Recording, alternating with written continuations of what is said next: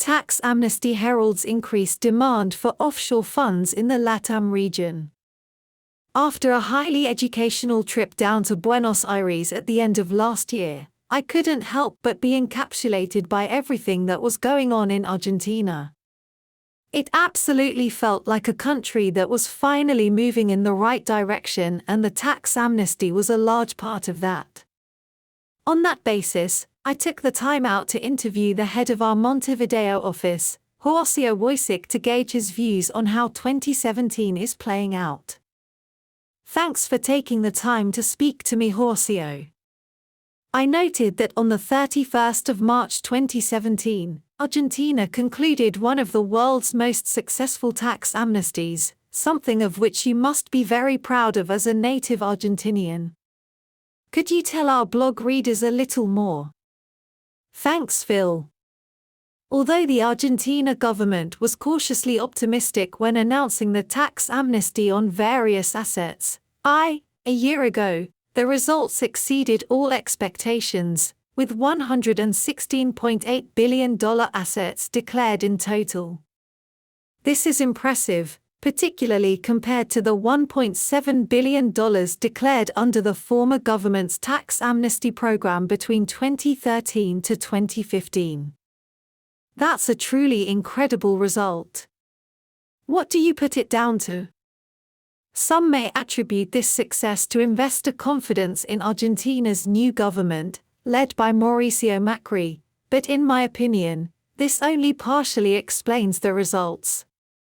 Another deciding factor in the amnesty's success was the unanimous consensus from local legal, tax and financial advisors that sooner rather than later, there would no longer be a safe place for undeclared assets, and they actively encouraged all of their clients to participate. The amnesty was seen as a last-chance opportunity for taxpayers to regularize assets before the unprecedented flow of financial information amongst tax authorities following the implementation of the OECD's Common Reporting Standard, CRS, in September 2017. That's interesting, as clearly the CRS has been a huge topic of conversation down there for a while. Has it made that much of an impact? Absolutely.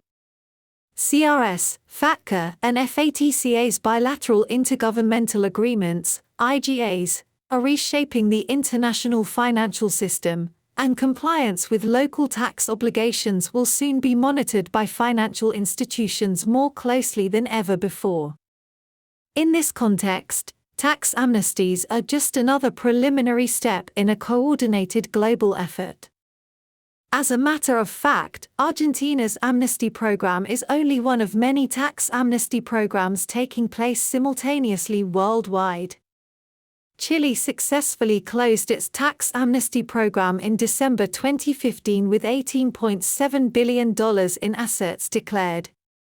Meanwhile, Brazil recently extended its amnesty program until the 31st of July 2017, with $54 billion in assets declared to date. Additionally, countries like Colombia, Peru, and Mexico have ongoing tax amnesty programs. So this is absolutely going to become the norm. What can we expect after these various tax amnesties take place?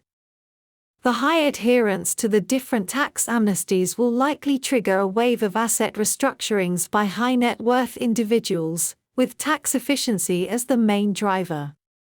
It's likely that there won't be a one-size-fits-all solution for the structuring needs of clients from different countries, as structuring will be very dependent on local tax legislation, and solutions will vary from country to country. Accordingly, private clients' increased use of fund structures for tax and estate planning purposes is likely to drive growth in LATAM's fund industry. That's very interesting, and our funds blog readers would like to know a little more about why that is. I can see three obvious reasons why. Funds are a natural vehicle for asset repatriation. Tax residents in LATAM are disclosing billions of dollars through the ongoing tax amnesty programs, most of which are held abroad. Some of those assets are likely to return to their investors' countries of residence once the invisible barrier of being undeclared is lifted. It could be expected that investment funds will channel a significant portion of this inbound flow. Funds provide flexibility and other benefits. Investment funds are likely to be seen as the appropriate vehicle to hold investor assets due to the flexibility in the management of investments that the structures allow and the tax benefits that these vehicles offer investors in different jurisdictions in the region. Funds follow wealth. All LATAM jurisdictions aside from Venezuela are expected to grow during 2017. This includes the comeback of certain key LATAM economies like Argentina and Brazil, which suffered a contraction in 2016. Click here for a detailed growth forecast and comparison to 2016 performance. That's perfectly logical. Have there been any other side effects? Another interesting secondary effect of the drive to transparency is the shift away from the previous unfair and unjustified views of offshore structures. As tax authorities notice that resident taxpayers continue to legitimately hold assets through offshore vehicles for succession and tax planning purposes, the integral role offshore vehicles play to the international finance market is once again highlighted, and misinformed perceptions about illegal behavior are fundamentally cleared up.